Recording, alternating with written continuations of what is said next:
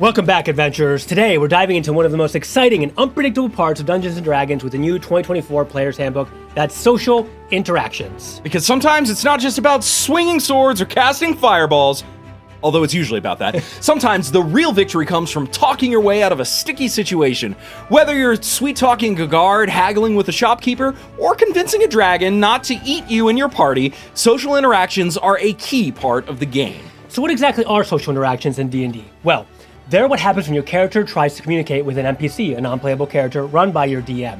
Instead of swinging that sword, you're using your words, wit, and sometimes a little charm to get through to them. And it all starts with a combination of role-playing and game mechanics. You're going to need a d20, your character sheet, and a little imagination. But before we jump into rolling the dice, let's talk about what really influences your success in these situations. Ability scores, skills, and your proficiency bonus. First off, let's talk about ability scores. Every character in D&D has some scores, like charisma, wisdom, and intelligence, and each one has a modifier that helps or hinders your chances in social interactions. If you got a high charisma score, you're probably great at convincing people or winning them over. A high wisdom score, that means you're good at reading people's intentions and knowing whether someone's lying through their teeth. And don't forget your proficiency bonus. Your characters are proficient in skills like perception, deception, or insight, which means that they're particularly good at things like charming people, lying convincingly, or figuring out someone's secret agenda. If you're proficient in a skill, you get to add your proficiency bonus to your d20 roll, making the success more likely. It's all about playing to your character's strength. If your rogue is great at deception, maybe they're the ones who should be handling bluffing the guard to get in the castle. Meanwhile, if your cleric has high insight, they're probably the best at telling when an NPC is hiding something important. That's right. Let's say you're trying to convince a guard to let you get into a restricted area. You might roleplay the scene, delivering a smooth line about how you're on a very important mission, but the DM would still have to ask you to roll a charisma or persuasion check to see if that guard actually buys it. And depending on your skills, or lack thereof, things could go brilliantly, or, well, hilariously wrong. If you got a high persuasion and roll well, the guard might open the gates with a smile. But if you got a terrible charisma and then roll a 1, you might accidentally bruise the guard's ego and get tossed in jail. It's all about balancing role-playing with dice rolls. You can be the most convincing character ever, but sometimes the dice just have other plans in mind, which is half of the fun. The key is knowing when to play to your strengths. If your party has a sorcerer who's great at persuasion, maybe they should lead when you're trying to trick your way past a castle's defenses. Now, let's talk about role-playing. Social interactions are all about stepping into your character's shoes and deciding how they approach a situation. You can either actively role-play, where you speak and act like your character, or you can descriptively roleplay, where you describe what your character says and does. Both approaches work.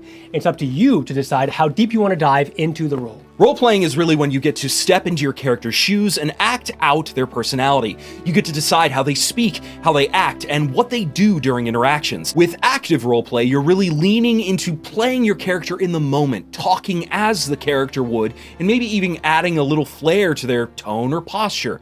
"I kicked down the door," is something your barbarian might say.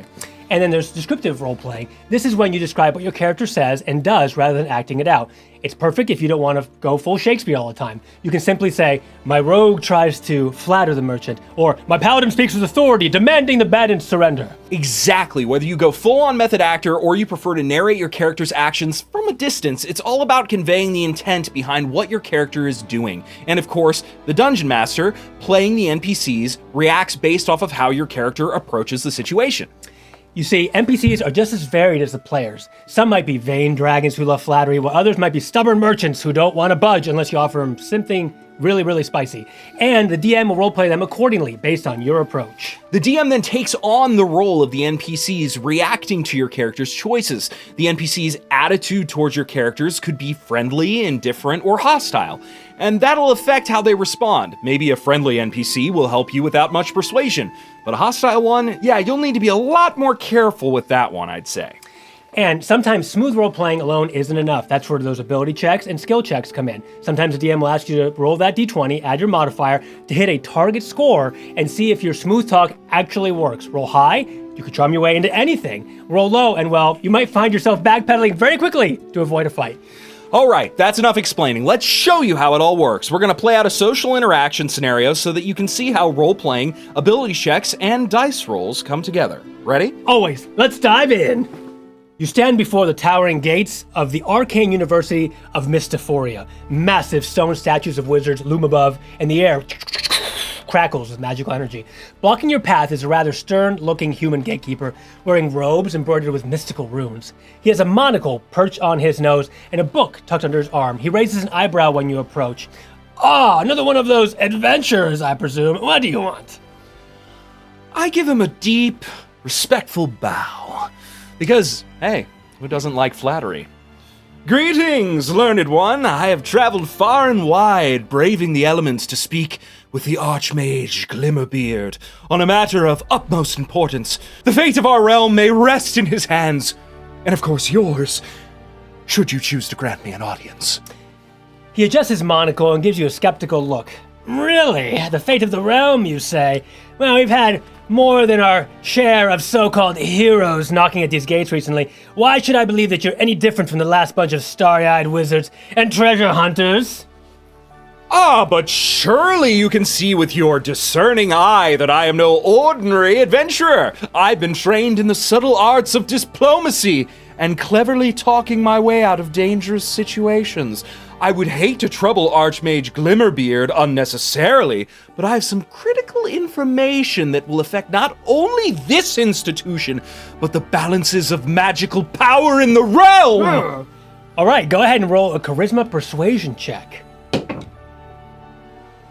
Oh no, it's 5, plus my modifier of 2, that's only a 7.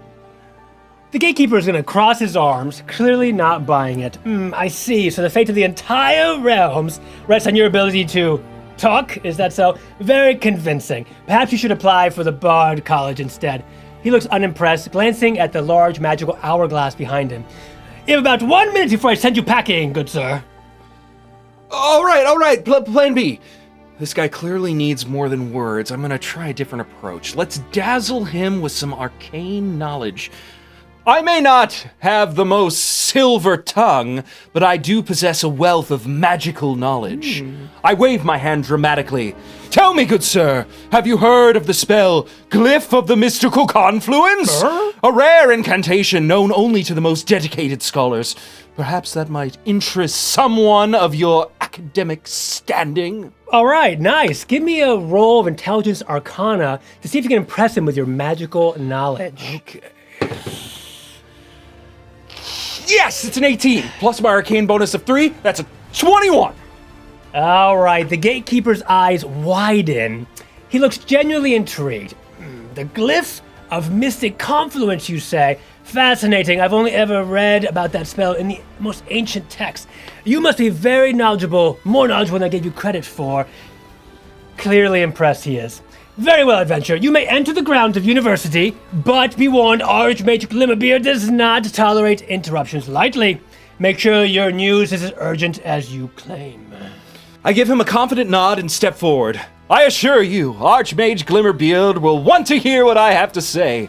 Thank you for your enlightened decision. He waves you through with a nod. If you run into Professor Snibbles, tell him he still owes me 3 scrolls. Good luck in there, adventurer. Ha! A little magic talk and I'm in. Exactly, and that's the beauty of social interaction. Sometimes it's about switching tactics and finding what makes the NPCs tick. Sure, smooth talk failed, but arcane knowledge saved the day. Lesson learned, when all else fails, throw some magical jargon at him. Works every time. And that, my friends, is how a little insight and a lot of persuasion go a long way. Social interaction is about being clever with your approach and using your skills wisely. Sometimes it's not just about the first roll, it's about adapting, reading the situation, and coming up with a new angle when things go sideways inevitably. So remember, when you're facing down a haughty lord or a suspicious dragon, it's not always the strongest sword that wins the day. Sometimes a few well-placed words and a solid D20 roll are all you need to win The day. Thank you so much for watching. Please remember to smite that like button, ring that notification bell, and leave a comment down below. We love engaging with all of you in the comment section. If you would like to support us, you can also go over to fanrolldice.com and type in the code GG10 at checkout. That's going to give you 10% off your order. They have some incredible dice and other various accoutrements for your D&D adventuring. And we're going to get a little bit of that kickback so that we can continue producing this awesome content for all of you adventurers out there. And you can support us directly by pressing the join button on our channel homepage. You can become a green squire, a green lord, a green knight. You earn awesome perks and benefits like a little tag by your name and early access to videos such as this one. So we hope this helps you level up your game, and thank you very much for watching. Until the next video.